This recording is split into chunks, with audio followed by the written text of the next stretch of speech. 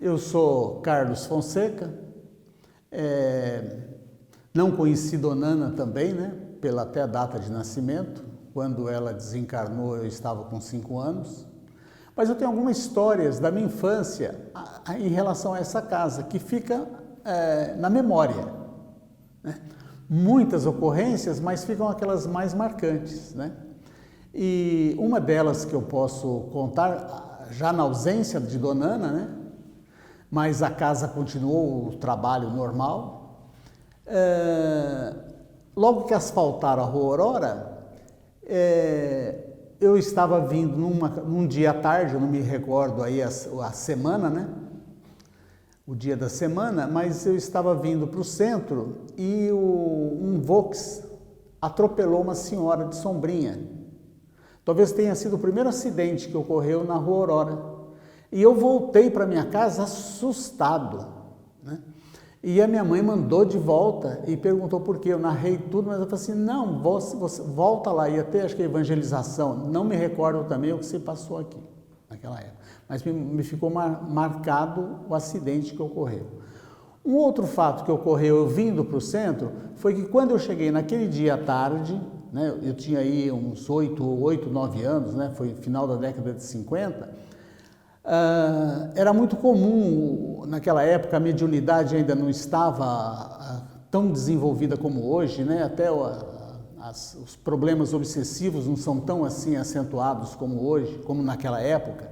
Então as pessoas vinham e caíam no salão, e também me assustava como criança. E era um dia que era de atendimento, e eu, criança, né? Eu era o único da família que vinha, minha mãe tinha que cuidar da casa, então eu tinha que sair ali da Travessa Araxá para vir para cá. E voltei correndo para casa outra vez, assustado, branco, né? E a minha mãe conta que eu cheguei em casa e falava assim, falei para ela, que eu não me recordo que eu falei para minha mãe é que diz, que tinha pito lá, que era espírito, quer dizer, então, pelo que a minha mãe narra, eu nem ainda pronunciava uma palavra inteira, praticamente, né? Bem, essa casa, ela iniciou os seus trabalhos muito antes do primeiro registro público. O registro público aconteceu em 5 de janeiro de 1936, né? E o primeiro presidente foi o senhor Mário Rufino, o secretário foi Carlos Pita, o tesoureiro foi o senhor Antônio Luiz Parente, tá vendo? E diretora de doutrina foi a Dona Ana, a Dona Ana de Almeida Pita, diretora de doutrina. Bem, eles iniciaram o trabalho motivado por uma necessidade de Dona Ana, né, de procurar a doutrina espírita, aconselhada por alguém, né, que já estava dentro do conhecimento espírita, e que ela então se dirigiu lá na Unificação Kardecista, o centro espírita ali, a Eurípides Barçanufo, e lá então ela teve toda a sua iniciação doutrinária dentro da doutrina espírita. E como ali foi uma casa matriz, vamos dizer assim, dentro de Ribeirão, onde aquela casa legou aos bairros periféricos do centro a oportunidade das pessoas que lá frequentavam também iniciar os seus trabalhos em casa, Dona Ana também foi convidada, né, pela espiritualidade de iniciar esse trabalho. Bom, como eu não tenho lembrança, por não ter tido convívio diretamente com essa diretoria inicial, claro, né? Mas o que eu posso dizer é que tudo que eles iniciaram lá atrás permanece até hoje. O acolhimento, o amor para com as pessoas, entre nós diretores, há muito entendimento, há muito respeito um pelo outro, pelos diretores de departamento, enfim, nós somos, como disse o nosso amigo e irmão, senhor Oscar, Somos realmente uma família do Centro Espírita Amor e Caridade. Muito embora esse núcleo familiar seja muito extenso, né, é subdividido dentro dos nossos lares, com os nossos afazeres, com as nossas tarefas, com as nossas individualidades.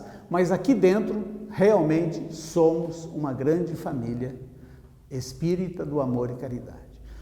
Bom, como eu estava dizendo, o grande legado de Dona Ana foi ter nos ensinado, através dos tempos, como disse aqueles que nos antecederam, né? O acolhimento daquele que precisava dentro das próprias dependências da sua propriedade, o socorro imediato, fazendo uma visita emergencial. Quer dizer, tudo isso nós ainda permanecemos cultivando essa cultura do amor e da caridade, muito embora nós ainda nos sentimos aprendizes e necessitados do amparo de Dona Ana e toda a sua equipe, porque os próximos que sucederam à primeira diretoria também deixaram um grande legado, que foi passando ordeiramente, administrando situações aparentemente para quem estava chegando ou estava iniciando o conhecimento doutrinário, situações que aparentemente pudessem ser de grau de dificuldade de solução, mas que com a ajuda da espiritualidade sempre houve um caminho, sempre ninguém ficou perdido ou desamparado dentro da casa de Dona Ana. E é muito comum nós ouvirmos dizer, né, entre os nossos irmãos, a casa de Dona Ana, a casa de Dona Ana. Sim, a grande homenageada, Dona Ana de Almeida Pita. Mas nós temos que lembrar também de todos aqueles que sucederam, porque cada um obedeceu um critério, desenvolveu um trabalho, dilatou possibilidades. Na medida em que a doutrina espírita ia se expandindo, né, os nossos diretores que sucederam à primeira diretoria permitiram que houvesse essa manifestação, né, tamanha de expansão aqui dentro também. E hoje nós temos aí reuniões todos os dias, alguns dias cedo, tarde e noite, com exceção aos domingos. Então, o que eu tenho a narrar, a dizer, né, é isso daí. E a minha mensagem à Dona Ana, ela é muito afetiva também, como todos, né? É expressar um sentimento de gratidão, né?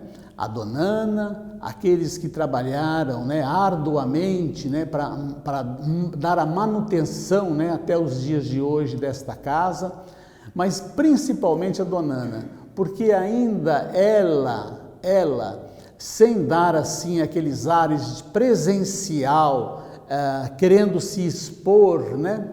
Mas às vezes nós percebemos algumas comunicações que ela está presente. Eu posso narrar uma, o Oscar pertence ao nosso grupo, né? E que uma senhora, né, do passado longínquo de Portugal se comunicou, e não vou descrever aí a identidade dela, outras coisas, porque não há necessidade, mas num passado muito longínquo de Portugal, e ela veio despertar na casa de Dona Ana, em Ribeirão Preto.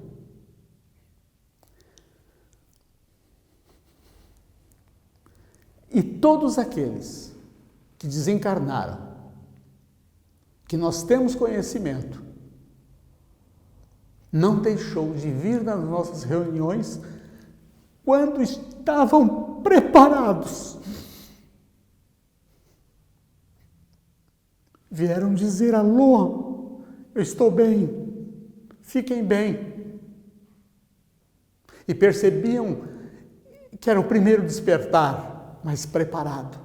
Depois voltava, já numa voz diferente, melhor, num nível espiritual adequado às orientações recebidas.